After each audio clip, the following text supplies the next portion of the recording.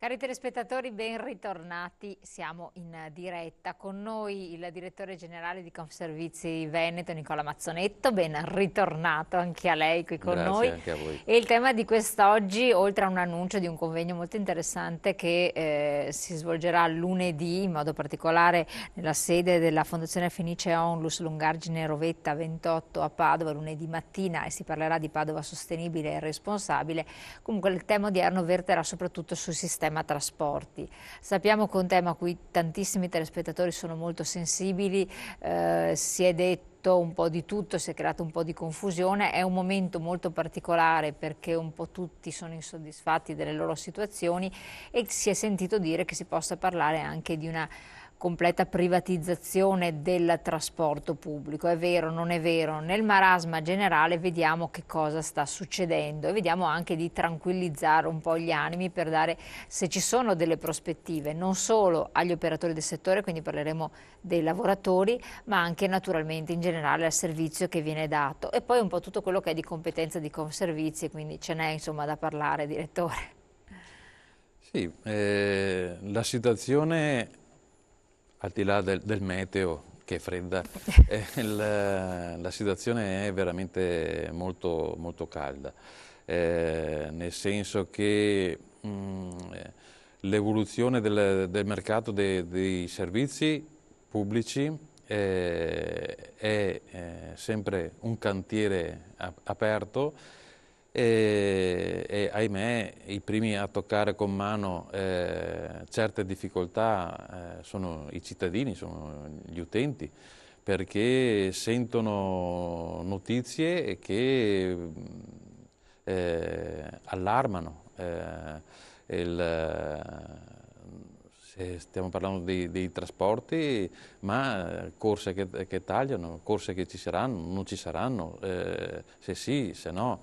E questo poi ha ricaduta sull'insicurezza sui lavoratori. Assolutamente. In un Eh, momento anche poi di crisi, difficoltà in generale. esatto, è proprio questo, cioè si sta innestando su un momento di grande difficoltà economica, finanziaria, eh, queste ulteriori difficoltà a capire, ad avere idee o chiare, certe, su quello che sono dei servizi che tutti quanti toccano dalla mattina, quando ci si alza e si accende la lampadina, quando per i maschietti ci si fa la barba, si apre il rubinetto o comunque insomma, per l'acqua o per farsi il caffè, però ecco, sono tutti quanti i servizi, l'acqua, la luce, e poi si esce, il trasporto, Sono ci sarà l'autobus o non ci sarà il Si parla di tram. qualità della vita. Esatto, quindi è proprio questo, cioè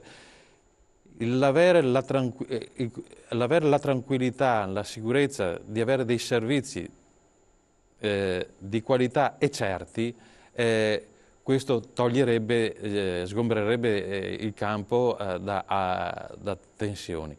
Invece la situazione è questa, nei trasporti in modo particolare, che è il settore critico, perché sembra che la Regione voglia arrivare a fare queste gare, quindi mettere sul mercato le linee di trasporto, quindi con privati o più che privati direi gli stranieri che possono entrare nel mercato regionale. Questo sta mettendo in Con gli stranieri, fibrillazione le ecco, aziende. esatto, ecco, spieghiamo bene perché mi rendo conto poi che tra l'altro ci sono delle tematiche che voi masticate continuamente perché per lei è il suo pane quotidiano, per chi ci ascolta invece risuonano così nuove. Cosa vuol dire questo? Perché con l'entrata di stranieri, cosa comporta? È una perdita comunque per l'azienda, Ma ci andiamo per step in modo che sì, facciamo allora, capire. le aziende attuali hanno bisogno di essere più robuste, di dimensioni più solide sotto l'aspetto economico ma anche finanziario. Da qui le aggregazioni che stiamo vivendo quasi quotidianamente. Dal 1° gennaio entrerà nell'area di Treviso un'unica società di trasporto, ed è la fusione di 4 società pubbliche più altre 4 società private, e hanno creato, e nascerà ufficialmente, sarà operativa ufficialmente dal 1° gennaio 2014, Mobilità di Marca. Quindi è una fusione di aziende pubbliche e di aziende private, e hanno creato un'unica azienda, quindi con tutto quanto il bacino del Trevigiano. Questo è positivo secondo lei? Non era anche auspicabile? Ha avuto il consenso dei lavoratori, delle organizzazioni sindacali, che si sono messi attorno a un tavolo, hanno stilato un piano industriale che ha trovato il connubio pubblico e privato. Sono privati piccoli operatori che però c'erano nel territorio, che rischiavano di uscire completamente dal mercato, e hanno trovato e hanno avuto l'intuizione di mettersi assieme alle aziende pubbliche più strutturate e più grosse, e comunque per creare un'unica azienda molto più grande, che ha tutto il bacino dell'area trevigiana. Questo è un'operazione importante, condivisa anche dalle organizzazioni sindacali.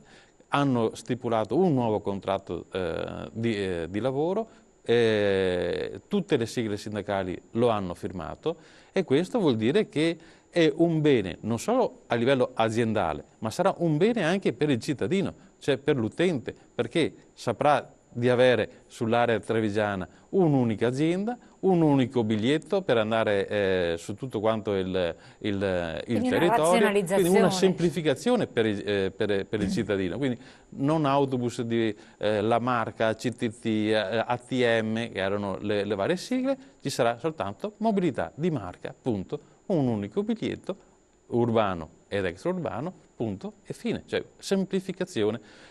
Ma quello che poi interessa, perché poi tocca le tasche indirettamente dei cittadini, è che questa è un'operazione che porterà a abbattere ulteriormente costi di gestione, quindi la possibilità che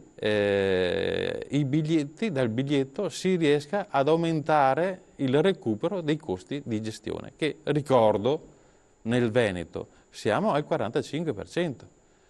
Cioè col biglietto si recupera il 45% dei costi aziendali, quando la normativa nazionale impone un tetto del 35%. Siamo 10 punti percentuali sopra la norma. Quindi più virtuoso così il Veneto credo che non lo possa fare.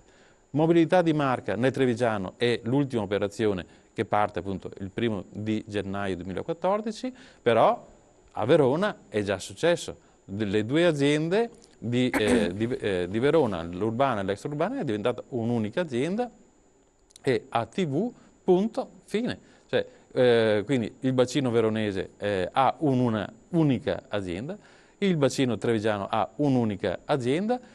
Adesso si sta discutendo sul padovano della fusione tra l'APS Holding, che ha l'urbano della città di Padova e alcune linee extra della cintura urbana della città fino all'area termale, e FS Bus Italia ex Sita, un'azienda che era privata, poi è entrata nella galassia delle ferrovie dello Stato, che attualmente ha il settore extraurbano della provincia di Padova e urbano ed extraurbano della provincia e della città di Rovigo. Ci sarà questa fusione, auspico che avvenga il più presto possibile. È un bacino importante, questo del Padovano, e è anche appetibile e quindi è bene che queste due aziende su questo territorio chiudano questo accordo e creino questa unica azienda, quindi anche qui unica azienda, poi il fatto che FS Bus Italia sia collegata, sia un'azienda delle ferrovie, questo dovrebbe accentuare, accelerare anche il processo del biglietto unico tra ferrovia e gomma, e questa sarebbe un'ulteriore semplificazione per i milioni di cittadini che ogni giorno prendono il treno, poi prendono l'autobus e quindi quindi la possibilità un'integrazione di avere, che si viene a esatto, creare. l'integrazione ferro-gomma, come usiamo definirla, quindi integrazione tra il servizio su rotaia e il servizio su gomma, dovrebbe prendere maggiore impulso, e quindi questo dovrebbe anche creare maggiore qualità di servizio e a prezzi decisamente più appetibili. Ma la difficoltà di unificare, per esempio, visto che lei dice ci sono degli aspetti positivi di risparmio, le varie aziende, quindi anche Venezia, la CTV, appunto Padova, dove sta? Dov'è il problema? Visto che poi Confservizi di fatto esiste, quindi non è che sarebbe anche da creare ex novo, perché comunque vengono mantenute queste autonomie residue a carattere, tra virgolette, provinciale, quando poi le province sono messe loro stesse in discussione, questo... Sì, creare una fusione Un unico sistema, un'unica azienda, creare fusioni non è un'operazione semplice. Sappiamo che ci possono essere delle gelosie territoriali, bisogna mettere assieme tante teste. Il fatto anche... che magari amministrazioni provinciali e comunali, perché se siamo sul trasporto extraurbano generalmente siamo a livello provincia, se siamo sull'urbano siamo a livello comunale, magari tra i due enti c'è qualche difficoltà di dialogo, i due enti che magari sono ovviamente i soci delle aziende, se i due soci non si parlano o non si parlano con una certa facilità, è chiaro che poi tutto diventa più difficile. Ma questo succede comunque anche nelle aziende private, non è che tra privati le fusioni, le aggregazioni avvengono dall'oggi al domani. Hanno bisogno di tempo, di conoscenza, certo. La Confservizi cerca di fare sintesi su questo, crea dei tavoli di lavoro, cioè dove le aziende hanno la facilità di dialogare tra di loro, quindi cerchiamo di facilitare questi processi, però sono lunghi perché bisogna incrociare dati, bisogna incrociare bilanci, dei passaggi storici. Se stiamo su Padova, certo, APS Holding ha una sua storia, ma FS Bus Italia fino a qualche mese fa era SITA, era un'azienda privata, poi è entrata nella galassia delle Ferrovie dello Stato, le Ferrovie dello Stato che poi l'hanno smembrata e hanno separato il ferro dalla gomma, quindi una situazione complessa da mettere assieme. Poi c'è una valutazione delle aziende e qui ovviamente entrano in gioco i periti che devono quantificare qual è il reale valore delle aziende e cercare appunto di collegare i due tasselli e creare il puzzle. Io dico che a livello regionale ci dovrebbe essere un'unica azienda. Infatti, come lo diceva anche tempo fa, adesso sarebbe il massimo che si potrebbe arrivare. Dico che già arrivare a meno di un'azienda per provincia è già un bel passo e ci stiamo incamminando su questo. Così come ci si sta incamminando anche nel settore dell'acqua, sempre più sta venendo avanti il processo di unificazione di tutto quanto il sistema idrico. Quindi si sta un po' alla volta, costruendo quella che era un vecchio progetto di un'azienda unica di tutti quanti di cui si parlava tempo tutti addietro. i servizi. Sono processi decisamente lenti, però il fatto è che in questi anni i risultati ci sono perché aggregazioni ci sono. Abbiamo un'azienda a Padova che era totalmente padovana dell'acqua e dei rifiuti, che poi è diventata una quotata con la sua aggregazione prima con Trieste, adesso è diventata ancora più grande perché si è fusa con ERA e stiamo parlando del secondo operatore nazionale, non stiamo parlando di piccole o piccolissime realtà, in una realtà regionale dove sappiamo che è fatta di piccole e piccolissime aziende, qui stiamo parlando del secondo operatore nazionale. Chiarissimo. Molto eloquente quanto ha detto il direttore, vediamo ancora di fare delle riflessioni perché poi anche c'è il discorso dei posti di lavoro che tempo fa erano stati messi in discussione, quindi vediamo se quella questione è stata risolta.